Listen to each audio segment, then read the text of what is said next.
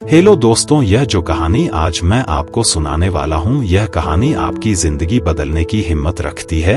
बस शर्त यह है कि आपको इस कहानी को थोड़ा ध्यान से सुनना पड़ेगा। तो कहानी है एक जंगल की। एक बार एक हिरन जंगल में पानी की तलाश में घूम रही थी। इधर से उधर उसे बहुत प्यास लगी थी। वह बहुत देर से भटक रही थी पानी की तलाश में, लेकिन उसे पानी कहीं पर भी नहीं मिल रहा था। थोड़ी देर जंगल में इधर उधर भटकने के बाद वह आराम से एक पेड़ के नीचे बैठ जाती है। तो इतने में उसे पानी की नदी की आवाज सुनाई देती है। तो वह झाड़ियों से उठकर फौरन वह पानी की आवाज की तरफ आगे बढ़ती है। कुछ देर बाद उसके सामने एक बड़ी सी नदी दिखाई पड़ती है। उस नदी को देखती है तो भागकर उस नदी के पास जाती है और बहुत खुश होती है, मानो उसे दोबारा से कोई जिंदगी मिल गई है। वह फौरन दौड़ते हुए उस नदी के पास जाती है और जैसे ही पानी पीने के लिए अपना सिर नदी में झुकाती है तो उसकी नजर अपने दाहिने ओर पड़ती है।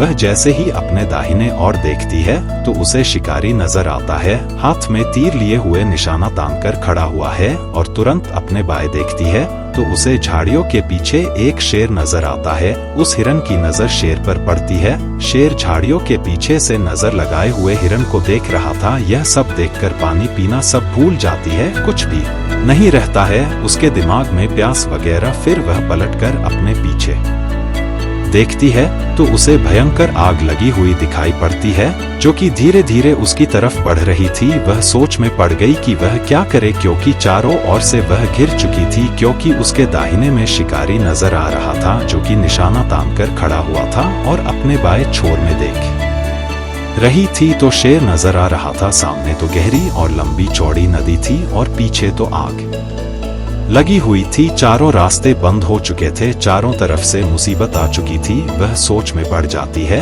और वह यह सोचती है कि मेरे चारों ओर से मुसीबत आ चुकी है, तो मैं एक काम करती हूँ, मैं ऐसे क्यों मरूं, मुझे वैसे भी तो मरना ही है, तो मैं पानी पीकर क्यों न मरूं। वो तो वह आराम से अपना पानी पीने में लग जाती है।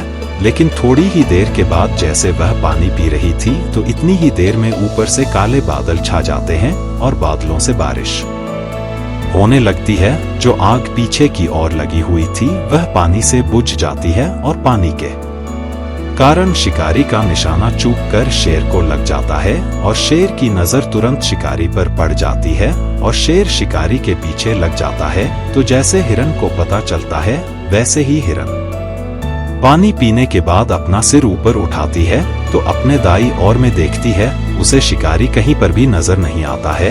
वह अपने बाईं ओर देखती है, उसे शेर भी नजर नहीं आता है। वह अपने पीछे मुड़कर देखती है तो जो आग लगी थी वह बुझी हुई दिखती है। इस कहानी से हमें दोस्तों यह सीख मिलती है कि इंसान की जिंदगी में भी प्रॉब्लम आती नहीं है, और जब आती है तो चारों तरफ से आती है, जिस कारण हर इंसान बदल जाता है, घबरा जाता है अपनी प्रॉब्लम से। तो आपको क्या करना चाहिए ऐसी सिचुएशन में? आपको नहीं डरना है और नहीं घबराना है, बस शांति से 2 मिनट के लिए सोचना है। हिरन के पास भी बहुत सारे ऑप्शंस थे ऐसी सिचुएशन को देखने के बाद। या तो पानी में छलांग लगा सकती थी या फिर इधर उधर भाग सकती थी, लेकिन उसने शांति से सोचा और वह अपने काम पर लगी रही। वह पानी पीने आई थी और वह पानी पीने लगी। इंसान भी अपनी कामयाबी से थोड़ी दूरी पर रहता है, लेकिन उसे मुसीबतें दिखनी शुरू हो जाती है, जैसे कि घर की प्रॉब्लम, पैसों की प्रॉब्लम, जिसके कारण वह कुछ नहीं कर पाता